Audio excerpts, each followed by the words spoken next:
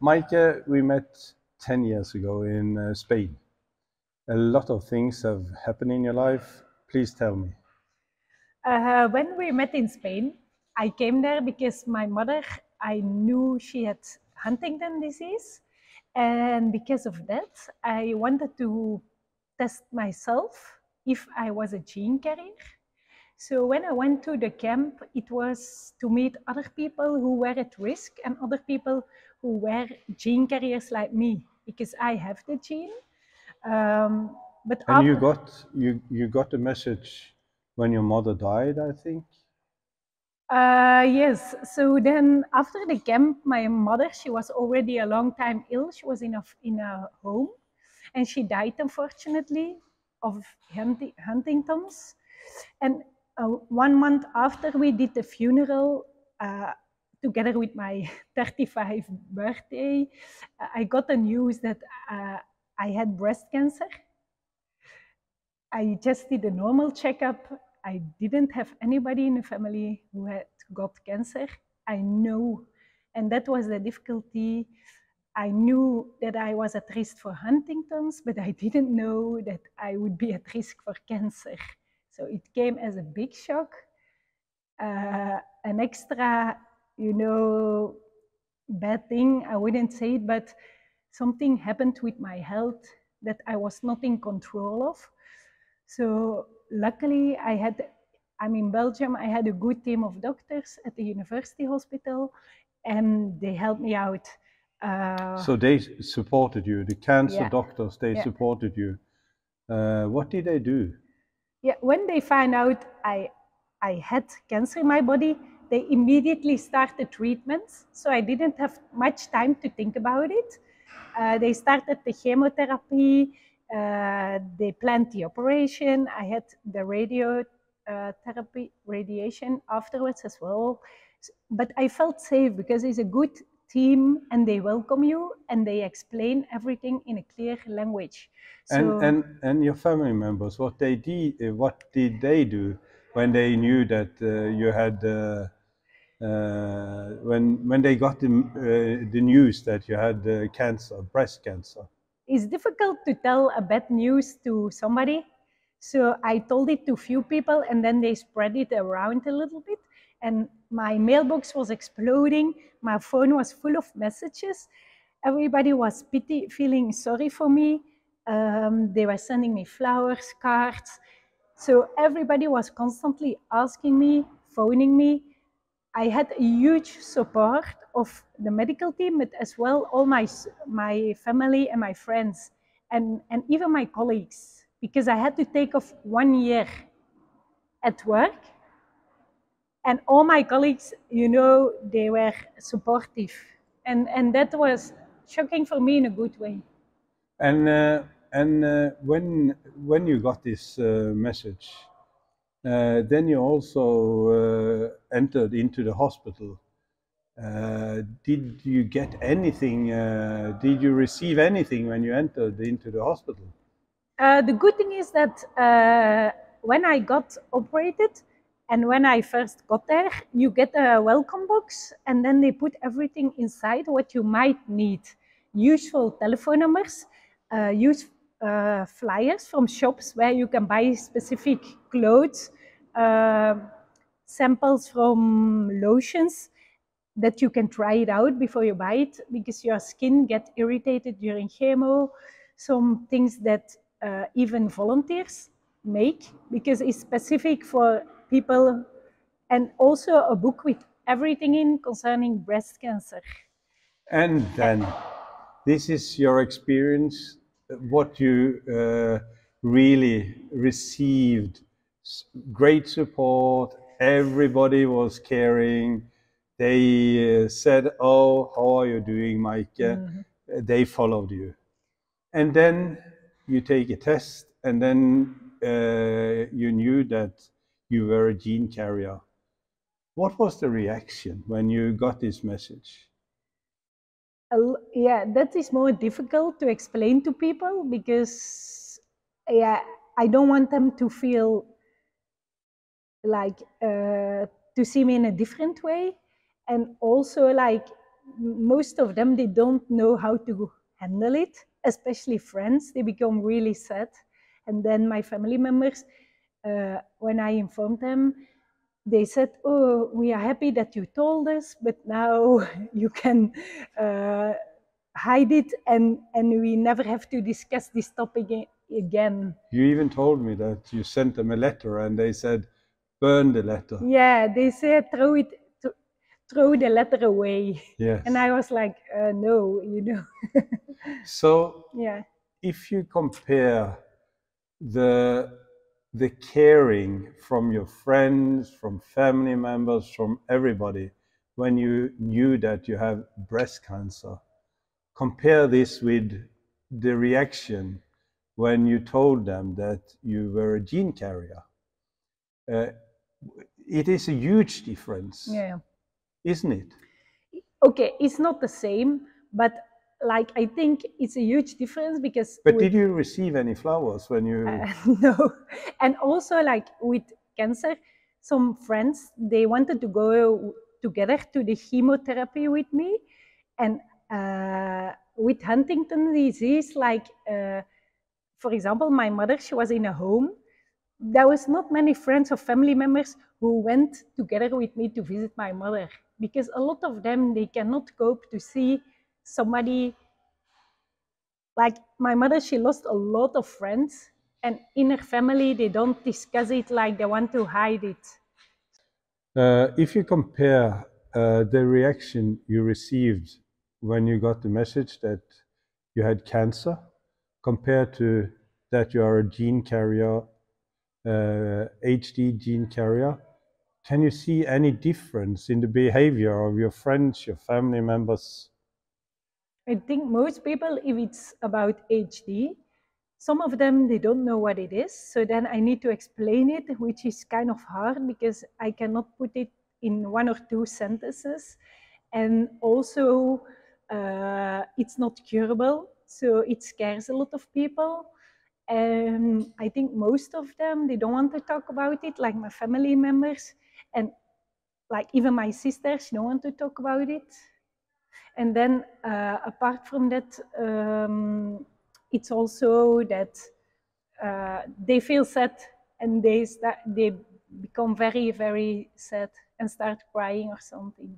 But I don't want. If I may ask you, and now we are talking about feelings, what do you feel by yourself? What when you got to know that you are a gene carrier? What is your feelings? What do you think? It's just difficult because you don't really know. Yeah, it's a news, and I had to carry it alone. And then the good thing is, in the hospital in Belgium, there is a psychologist, but it's only like when you go there and then 2 months afterwards, for example. It's not that it's like always there if you need the person. And I couldn't really talk to my friends or family about it because I didn't want to upset them, worried about me, those kind of things. So then I found support with the HD LIA in Belgium, because I think it was specifically when I found out the news that I was a gene carrier that I looked for contact. So for you, it was very important that Yeah. you got in contact with Belgium Liga of Huntington.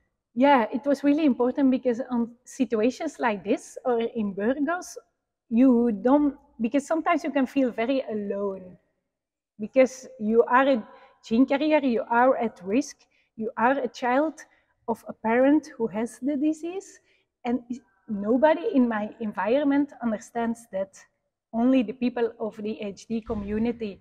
So although we don't have the same, maybe some might not carry the gene, some don't want to be tested, but still, yeah, they have relatives with the illness, they understand the disease, and if you want to talk, it's possible. If you don't want to talk, they support you. Yeah. But we also talk about feelings. What do you feel? What do you carry in your heart when when you learned this, what was your reaction? Did you start to cry? Did you, because you have seen your mother? What was the reaction? In the beginning, I didn't care. Like, I thought always in my mind that I always thought I had a negative news, that I would be a gene carrier. In my mind, I prepared for the bad news, so it would be less hard to carry, I guess. And in the beginning, I was prepared because I went through all the screening with my mother. So I got used to the idea of doing the test. I was well prepared, but it's only, I think, a little bit when you get older that you start thinking more often about the result and a little bit fear. But when I was younger, the news, I just wanted to get more information about HD, learn more about all like get as much news as possible and inform other people and talk about other people about it. I think that was the only thing I could do.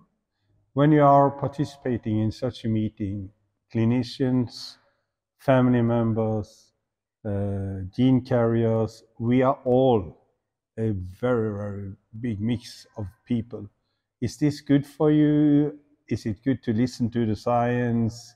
What do you think? What do you get out of participating in such meetings? It gives me hope. For myself personally, if I have a bad day, this gives me energy to know that there are other young people who has exactly this, who are in the same situation as me. And also the scientists is really hopeful to hear that they are doing research. It might take some time. And now also, it's good to know that they're also doing research on people who are in the early stage of the illness. And also that I registered myself for enroll as well. Because if there is something I can do, support through anything, then I will register myself for it. Because my mother as well, she did some, participated in those kind of things. If this is only hypothetical, if I asked you, you can participate in a trial, would you then participate or would you leave it out? It's very difficult to answer. I think it depends, because if I'm now a gene carrier, but once I get ill, it will change my mindset totally, because then I will do anything possible to get better. So I think when you ask me the question, when I'm ill, I would say immediately, yes, I'll go for it. But when I listen to the scientists, they are more focusing on how can we make it the life of the patients as bearable, as good as possible, so that they can be doing things on their own. And that gives me hope that there is a little bit more time to do things by yourself through medicine. And then, if it goes a little slowly and the life quality is better, then being ill or getting ill is less worrying for me. And it gives me, because if I see what my mother has gone through, she didn't have a lot of medication. What is the most important thing for you? Is it the word hope, or is it to know? What would be the most important thing?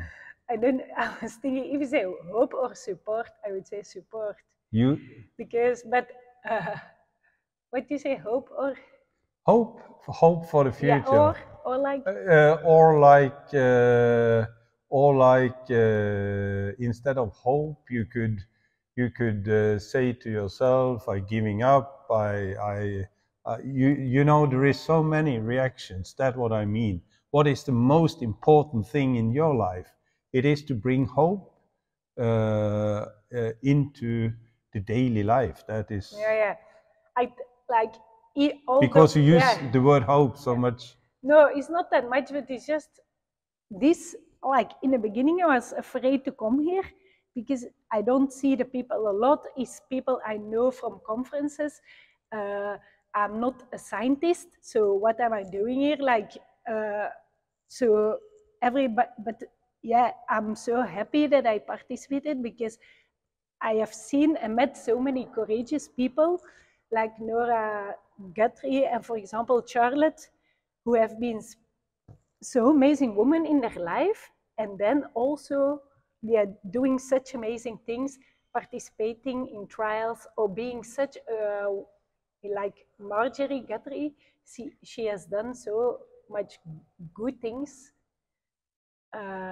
So hope as we all have, Yeah. that's extremely important. And we can also see that a lot of things ongoing, huh? But sometimes it's hard because you can lose it because yeah, it is a long process, and you know, you are taking care of your ill parent. It takes a lot of effort to do so. You get back yeah, the friendship and the love from them and the appreciation. But when you finish by being a carrier, then your own process starts again of your own illness, the testing maybe. So it is also a stressful period.